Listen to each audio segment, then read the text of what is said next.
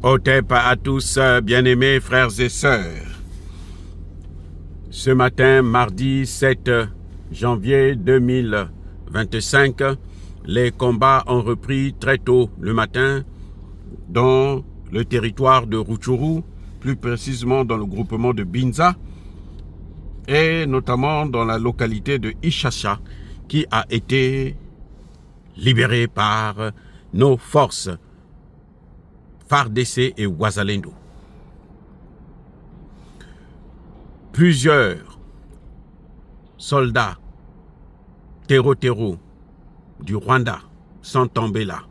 Les autres ont pris la fuite vers l'Ouganda. Il y a un colonel rwandais et 23 autres éléments des FARDC qui sont tombés. Ah oui, c'est pas la rigolade. Chaque jour qui passe, le Rwanda perd des hommes. Il y a des Rwandais qui utilisent les réseaux sociaux pour faire croire qu'on est en train de massacrer les civils. C'est faux. Les photos sont là, on ne peut pas les mettre sur YouTube, mais nous avons ces photos sur d'autres réseaux sociaux, ce qui autorise justement de montrer des photos un peu plus dures à voir pour les esprits éclairés. Nous, on est bien obligés de regarder parce que nous voulons avoir la preuve de ce que nos informateurs nous donnent. Donc, nous avons les photos, nous avons tout. Ce sont des gens qui sont parfois armés, qui sont en tenue militaire. Ce n'est pas des civils du tout.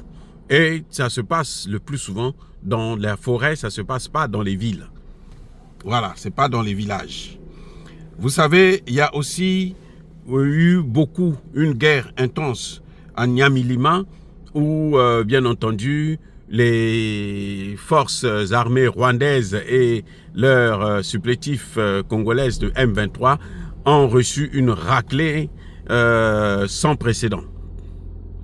Et beaucoup parmi eux ont pris la fuite aussi vers l'Ouganda. Maintenant, il y a eu aussi de violents combats dans les hauts plateaux et dans les moyens plateaux, plus précisément dans les territoires de Funzi, de Mwenza et d'Uvira. Ce qui a permis, bien sûr, à nos forces armées loyalistes de récupérer les localités de Ngungu, la localité de Huzi Rantaka, la localité de Karambi, la localité de Nyazale plutôt, pardonnez-moi, et la localité de Busanza. Il y a aussi la localité de Sake. Vous savez que le Rwanda avait mis vraiment le paquet pour chercher à occuper la localité de Sake, parce que la localité de Sake, semble-t-il, c'est un verrou pour atteindre la ville de Goma.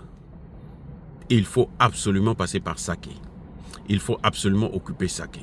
Donc c'est là où les combats ont été les plus violents et meurtriers du côté des forces terreau du Rwanda et leurs alliés M23. Et Sake, au moment où je vous parle, a été libéré. Il y a beaucoup de Congolais qui ne parlent jamais des avancées de l'armée congolaise. Ils parlent toujours que de ce que les Rwandais font. C'est qu'ils font comme si c'était les Nations Unies. Parce que les Nations Unies, la MONUSCO, vous allez voir que les communiqués de la MONUSCO, c'est quand il y a les avancées des troupes rwandaises. Là, et la MONUSCO communique là-dessus. Mais quand c'est le Congo, la MONUSCO ne communique pas. C'est pour ça que nous vous demandons de ne pas regarder RFI, France 24 et autres, de plutôt nous suivre parce que c'est avec nous que vous allez avoir l'information réelle. Même lorsque nous sommes en mauvaise position, nous, on vous informe toujours. C'est ainsi que nous avions été parmi les premiers à vous dire que Massissi Centre a été occupé. Et nous savions qu'il y avait eu trahison quelque part parce que tout le monde était surpris de voir les Rwandais occuper cette localité qui aujourd'hui n'est plus sous leur contrôle parce que ils sont dans un chaudron et que c'est difficile pour eux puisqu'ils ne peuvent pas parachuter les hommes. Ils ne peuvent pas les parachuter puisque les avions, on abat même les drones. Donc s'ils envoient des avions de guerre, c'est clair que ces avions-là, même civils, ils vont être abattus. Ça c'est clair. Nos forces ont les moyens de le faire maintenant. Donc ce qu'il y a aujourd'hui dans Massissi Centre, c'est un chaudron. C'est-à-dire que les forces du Rwanda et leurs M23 sont encerclés. Et ils ne savent plus où aller. Ils sont maintenant pris au piège. Ils ne peuvent ni entrer ni sortir. Eh oui, voilà ce qui s'est passé maintenant, ce qui est en train de se passer actuellement.